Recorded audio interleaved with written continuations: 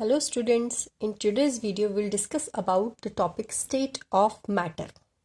So in earlier video we have already discussed about matter. What is matter? So anything in this universe, anything which occupies space and has mass is called matter.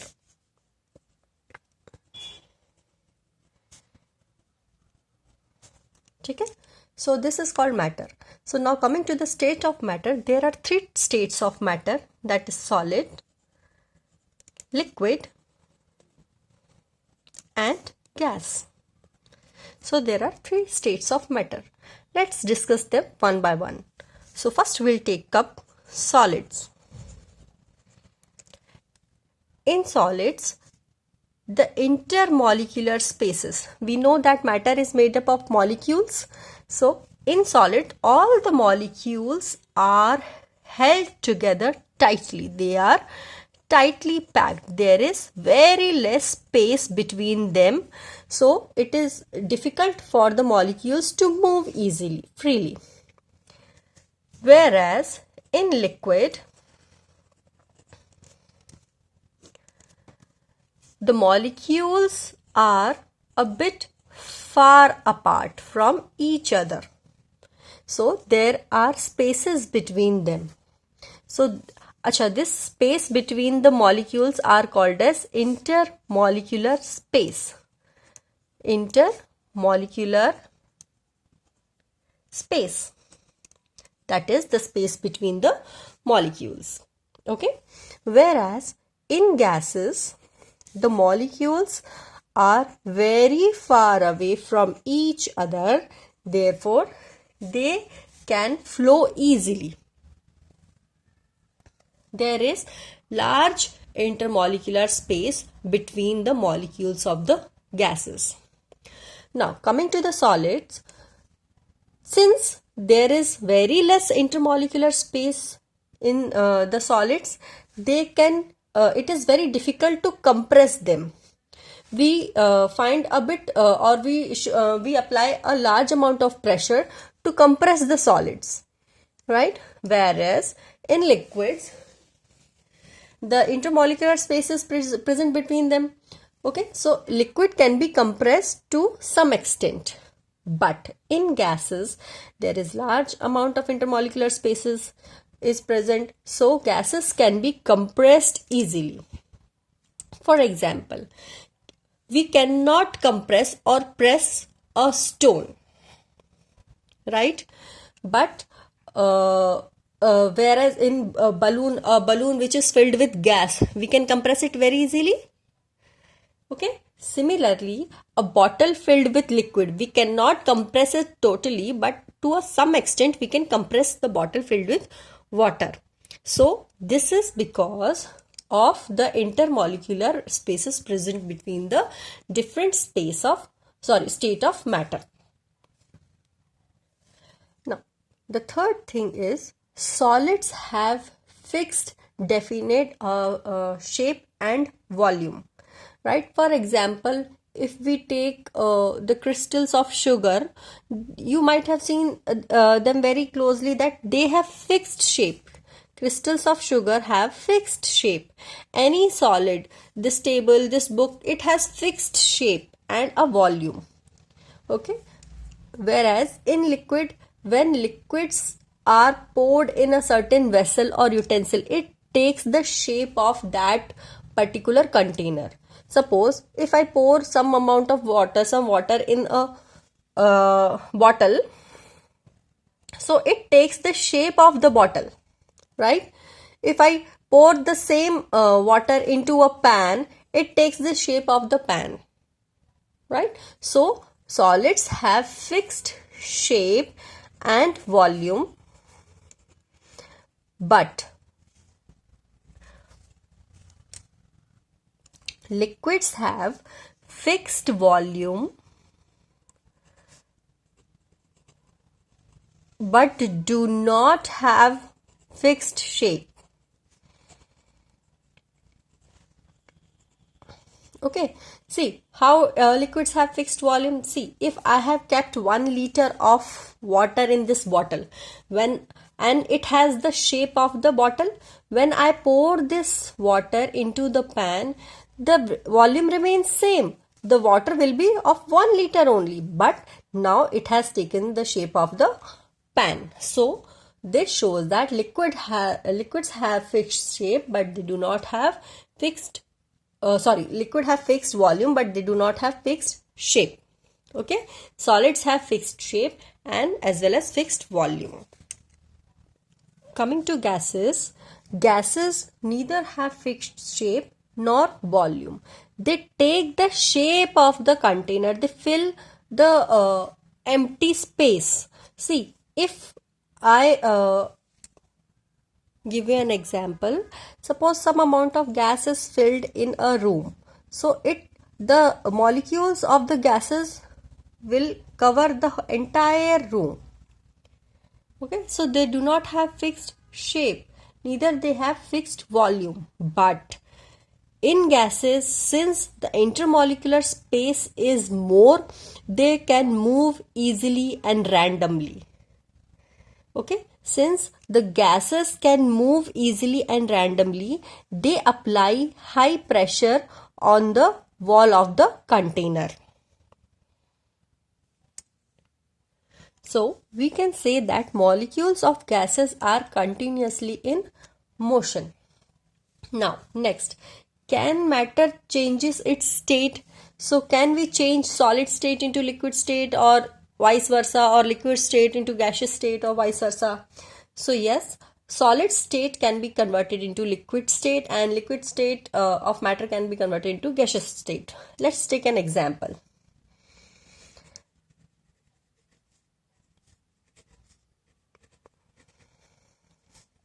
Change of states of matter.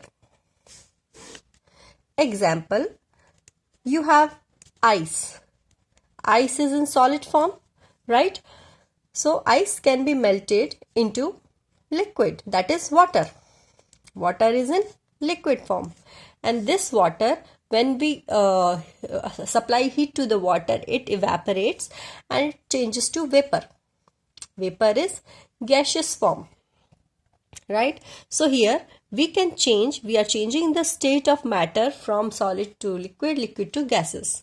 Now when we condense the water or vapor, when we bring the vapor to a cooler temperature or to the lesser temperature, the vapor condenses. That means the particles of the vapor mix together and they form liquid. Again, on condensation, vapor can be changed into water, that is gaseous state can be changed into liquid state. Then again, when we bring down the temperature to again a certain lower level, then again this liquid, what happens? It freezes, right? It freezes and the water changes into again ice. So this is called freezing. Again I am repeating, when solid changes to liquid at certain temperature, this is called melting.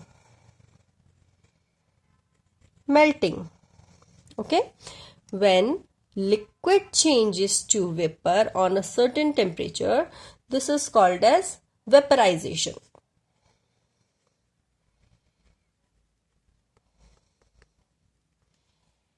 Okay, when vapor changes to liquid on a certain temperature, so this is called as condensation. And when liquid changes to solid at a particular temperature, that is called as freezing. So there are 4 processes to change the state of matter. There is one more process which is called as sublimation.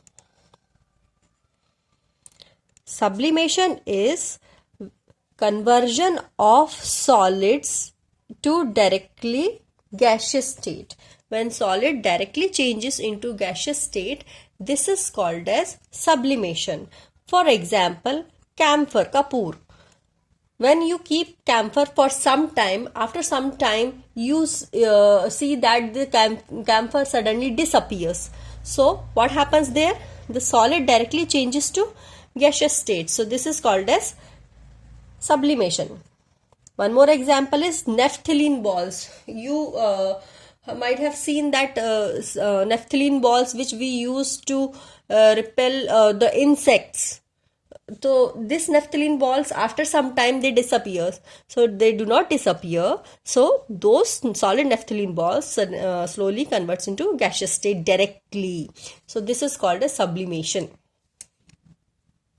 Now you see that, when ice changes to water, so it is obvious that ice is gaining some amount of heat energy, right? So the temperature is increasing and slowly the ice changes to water. Similarly, when water gains some amount of heat energy, it slowly changes to vapor, right? So, and when vapor releases the heat energy present in it, so it slowly changes to liquid, and again this liquid releases the heat energy present in it. It slowly freezes and changes to solid. So we have seen that during the conversion of state of matter from one state of matter to another state of matter, either heat energy is released or heat energy is absorbed.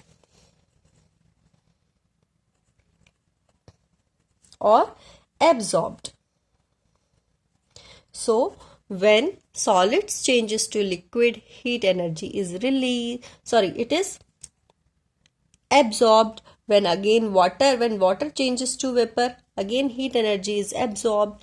When vapor changes to liquid, heat energy is released, and again when liquid changes to solid, again here heat energy is released. Okay, so during the conversion of one state of matter into another state of matter, heat energy is either released or absorbed. Okay, so the amount of heat energy, minimum amount of heat energy which is required to change one state of matter into the another state of matter is called as latent heat.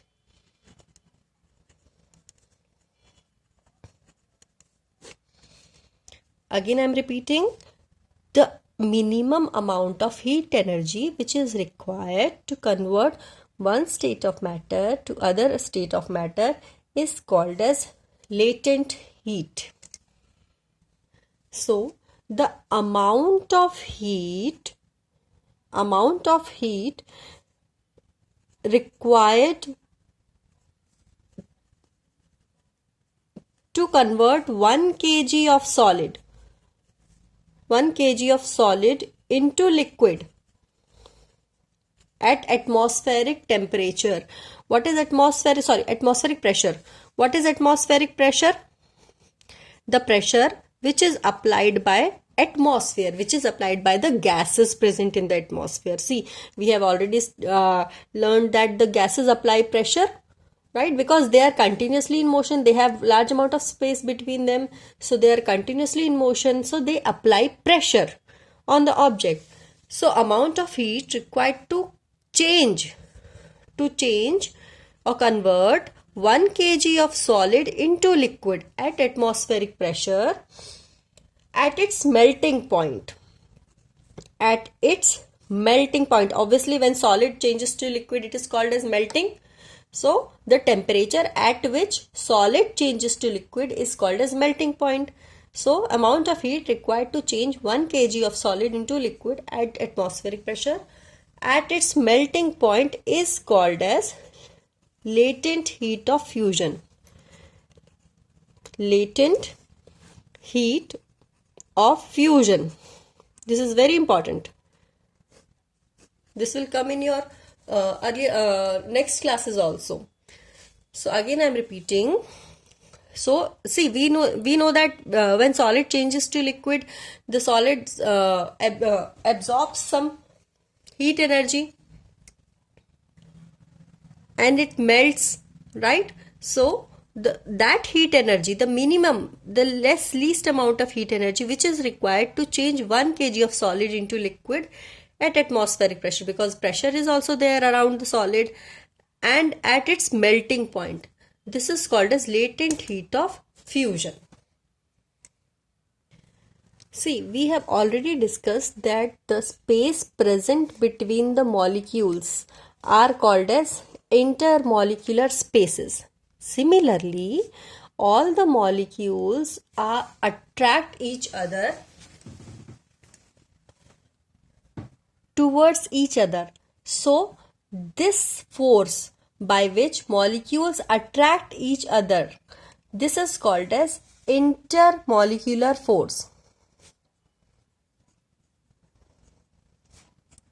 It is the force which is present between the molecules which help them to keep them binding. So intermolecular force is largest, highest in solids, then the intermolecular force is less in liquid, and where the intermolecular force in gases are negligible or very, very less, because they are continuously in motion, they have large amount of space, right? So force of attraction, intermolecular force of attraction is very less in liquid. So what happens here? Now coming back to latent heat, when solid absorbs heat energy, the intermolecular force breaks between the molecules in the solid, and they randomly they become apart from each other, and hence they start melting.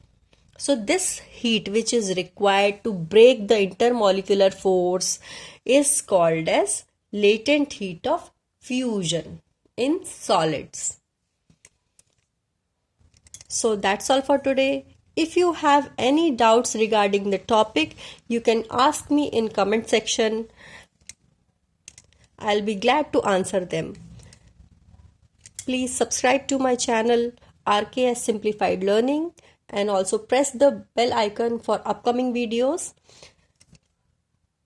Also, please like the video. Until then, bye bye.